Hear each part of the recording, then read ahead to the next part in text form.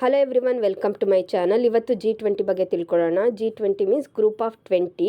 ಇದರಲ್ಲಿ ಈ ಫೋರಮ್ನಲ್ಲಿ ಎಷ್ಟು ಕಂಟ್ರೀಸ್ಗಳಿದೆ, ಅದ್ರ ಜೊತೆಯಲ್ಲಿ ಎಷ್ಟು ಯೂನಿಯನ್ಸ್ಗಳಿದೆ ಅಂತ ತಿಳ್ಕೊಳ್ಳೋಣ. ಇದು ಟೋಟಲ್ ಆಗಿ 19 ಕಂಟ್ರಿ. ಇದು ಮೇಜರ್ ಎಕಾನಮಿ ಮೇಲೆ ವರ್ಲ್ಡ್ನ ಮೇಜರ್ ಎಕಾನಮಿ ಇದೆ.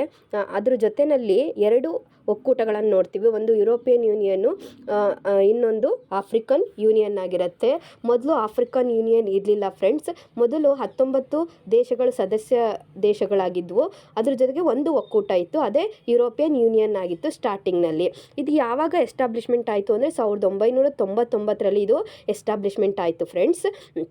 ಇದು ವರ್ಲ್ಡ್ನ ಗ್ಲೋಬಲ್ ಜಿ ಡಿ ಪಿನಲ್ಲಿ ಇದು ಟೋಟಲ್ ಎಷ್ಟು ರೆಪ್ರೆಸೆಂಟ್ ಮಾಡ್ತಿದೆ, ಈ 19 ದೇಶ ಪ್ಲಸ್ ಎರಡು ಆರ್ಥಿಕ ಒಕ್ಕೂಟಗಳು, ಅಂದರೆ ಎಷ್ಟು ಅಂದರೆ 85% ಅಷ್ಟು ಗ್ಲೋಬಲ್ GDP ಹೊಂದಿದೆ. ಇದು ಓವರ್ ಆಗಿ ಹೇಳೋದಾದರೆ 75% ಗ್ಲೋಬಲ್ ಟ್ರೇಡ್ ಇನ್ಕ್ಲೂಡ್ ಆಗಿರೋದು ಯಾವುದು ಅಂದರೆ G20ದೇ ಆಗಿರುತ್ತೆ ಫ್ರೆಂಡ್ಸ್. ವರ್ಲ್ಡ್ ಪಾಪ್ಯುಲೇಷನಲ್ಲಿ 2/3 ಪಾಪ್ಯುಲೇಷನ್ನು ಇರೋದು ಯಾವುದು ಅಂದರೆ G20ನಲ್ಲಿದೆ, ಈ ಸಂಘಟನೆಯಲ್ಲಿ.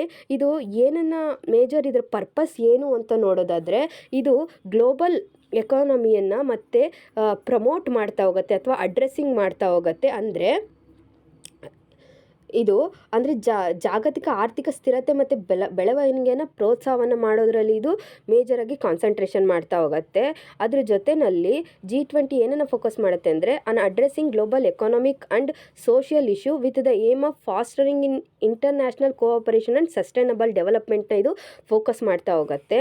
ಸೊ ಹಾಗಾದರೆ ಈ ಗ್ರೂಪ್ ಆಫ್ 20ನಲ್ಲಿ ಎಷ್ಟು ನಾವು 19 ಕಂಟ್ರೀಸ್ಗಳನ್ನು ನಾವು ನೋಡ್ತೀವಿ, 19 ಸದಸ್ಯ ದೇಶಗಳನ್ನು ನಾವು ನೋಡ್ತೀವಿ. ಯಾವ್ದ್ಯಾವುದು ಅಂದರೆ Argentina, Australia, Brazil, Canada, China, France, Germany, India, Indonesia, Italy, Japan, republic of Korea, Mexico, Russia, Saudi Arabia, south Africa, Turkey, United Kingdom ಮತ್ತು ಯುನೈಟೆಡ್ ಸ್ಟೇಟ್ಸು.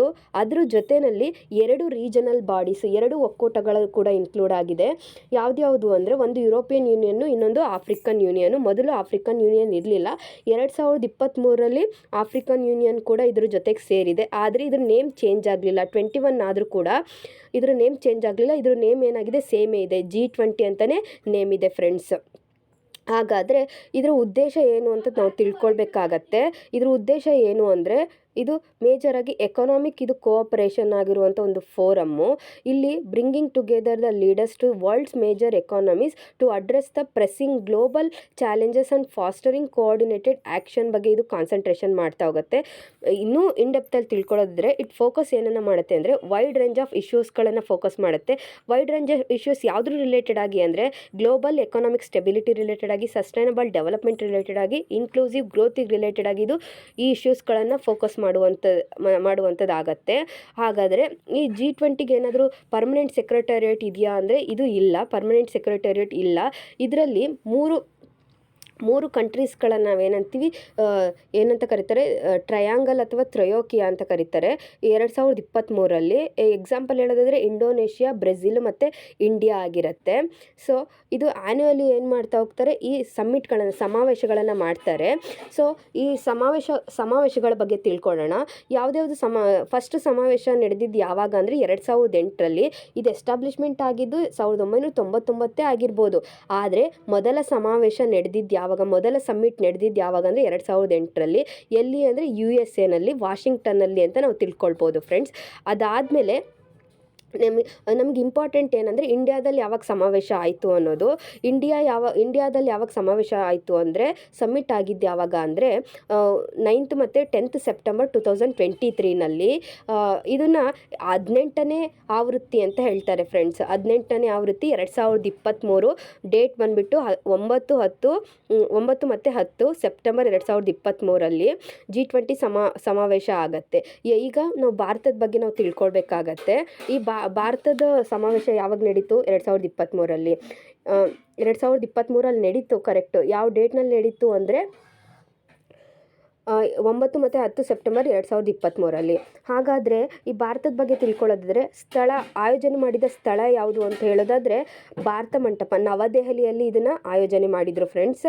ಅದೇ ನ್ಯೂ ಡೆಲ್ಲಿನಲ್ಲಿ 18 G20 ಸಮ್ಮಿಟ್ ಸಕ್ಸಸ್ಫುಲಿ ಕಂಡಕ್ಟೆಡ್ ಆಗಿತ್ತು. ಅದರ ನವದೆಹಲಿಯ ಯಾವ ಇದು ಅಂದರೆ ಭಾರತ ಮಂಟಪದಲ್ಲಿ ಪ್ಲೇಸ್ ಬಂದುಬಿಟ್ಟು ಭಾರತ ಮಂಟಪದಲ್ಲಿ ಇದು ಏನು ಸಮ್ಮಿಟ್ ಆಯಿತು ಫ್ರೆಂಡ್ಸ್. ಹಾಗಾದರೆ ಇದರ ಘೋಷವಾಕ್ಯ ಏನು ಅನ್ನೋದಾದರೆ ಘೋಷವಾಕ್ಯ ಏನು ಅಂದರೆ ವಸುದೈವ ಕುಟುಂಬಕಂ ಅಂತ. ಇದರ ಅರ್ಥ ಏನಂದರೆ one earth one family one future, ಒಂದು ಭೂಮಿ ಒಂದು ಕುಟುಂಬ ಒಂದು ಭವಿಷ್ಯ ಆಗಿದೆ ಫ್ರೆಂಡ್ಸ್. ಇದರ ಅರ್ಥ ಯಾವುದ್ರದ್ದು ವಸುದೈವ ಕುಟುಂಬಕಂ. ಇದು ಥೀಮ್ ಆಗಿತ್ತು. ಯಾವುದ್ರದ್ದು ಅಂದರೆ ಇಂಡಿಯಾದಲ್ಲಿ ನಡೆದಂಥ G20. ಇದರ ಅಧ್ಯಕ್ಷರು ಯಾರಾಗಿದ್ದರು ಅಂದರೆ PM ನರೇಂದ್ರ ಮೋದಿ ಅವರು ಇದರ ಅಧ್ಯಕ್ಷರಾಗಿದ್ದರು.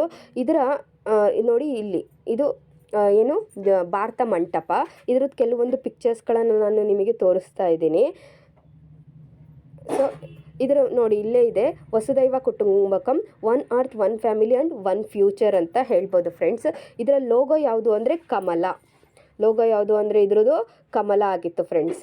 2023ರಲ್ಲಿ G20 ಎಲ್ಲಿ ನಡೆದಿತ್ತು ಅಂದರೆ ಇಂಡಿಯಾದಲ್ಲಿ ನಡೆದಿತ್ತು. ಯಾವ ಪ್ಲೇಸ್ನಲ್ಲಿ ನಡೆದಿತ್ತು ಅಂದರೆ ನವದೆಹಲಿಯ ಭಾರತ ಮಂಟಪದಲ್ಲಿ ನಡೆದಿತ್ತು.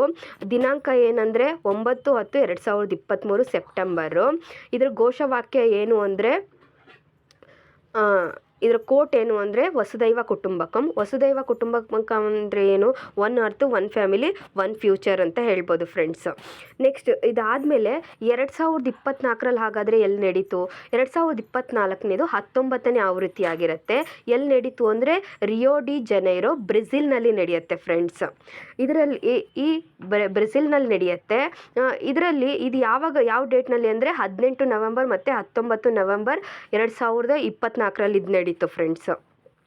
ಸೊ ಈ G20 ಸಮ್ಮಿಟ್ ಇದು ಹೋಸ್ಟ್ ಮಾಡಿದ್ದು ಯಾವುದು ಅಂತ ಹೇಳಿದೆ ಆಲ್ರೆಡಿ, ಬ್ರೆಜಿಲು. ಅದ್ರ ಥೀಮ್ ಏನಾಗಿತ್ತು ಹಾಗಾದರೆ? ಇಂಡಿಯಾದ 2023 ಥೀಮ್ ಏನಾಗಿತ್ತು? ವಸುದೈವ ಕುಟುಂಬಕಂ ಆಗಿತ್ತು. ಹಾಗಾದರೆ ಬ್ರೆಜಿಲ್ನ ಥೀಮ್ ಏನಾಗಿತ್ತು ಅಂದರೆ building A just world and A sustainable planet ಇದರ ಥೀಮ್ ಆಗಿತ್ತು. ಸೊ ಇದರಲ್ಲಿ ಹಾಗಾದರೆ ಚೇರ್ಮನ್ನು ರಿಯೋ ಡಿ ಜನೈರೋ ಬ್ರೆಜಿಲ್ನ ಇಲ್ಲಿ ಇಂಡಿಯಾದಲ್ಲಿ 2023 ಇದು ಆವಾಗ ಅಧ್ಯಕ್ಷರು ಯಾರಾಗಿದ್ದರು? ನರೇಂದ್ರ ಮೋದಿ. ಈಗ ಚೇರ್ಮನ್ ಯಾರಾಗಿದ್ದರು ಅಂದರೆ ಸಿರಿಲ್ ರಾಮಫೋಸಾ ಅವರು. ಇವರು ಪ್ರೆಸಿಡೆಂಟ್ ಆಫ್ ಸೌತ್ ಆಫ್ರಿಕಾ. ಇವರು ಇದರ ಚೇರ್ಮನ್ ಅಂತ ಹೇಳ್ಬೋದು ಫ್ರೆಂಡ್ಸ್. ನೆಕ್ಸ್ಟು 2025 ಹಾಗಾದರೆ ಫ್ಯೂಚರ್ನಲ್ಲಿ 2025ರಲ್ಲಿ ಈ G20 ಸಮ್ಮಿಟ್ ಎಲ್ಲಿ ನಡೆಯುತ್ತೆ, ಯಾವ ಡೇಟ್ನಲ್ಲಿ ನಡಿಬೋದು ಅಂದರೆ ಇದು G20 ಸಮ್ಮಿಟ್ಟು ದಕ್ಷಿಣ ಆಫ್ರಿಕಾದ ಜೋಹಾನೆಸ್ಬರ್ಗ್ನಲ್ಲಿ ಅಂತ ಹೇಳ್ಬೋದು. ಅಂದರೆ ಫ್ಯೂಚರಲ್ಲಿ ನಡೆಯುತ್ತೆ ಅಂತ ಹೇಳ್ತಾರೆ ಇನ್ಫಾರ್ಮೇಷನ್ ಪ್ರಕಾರ.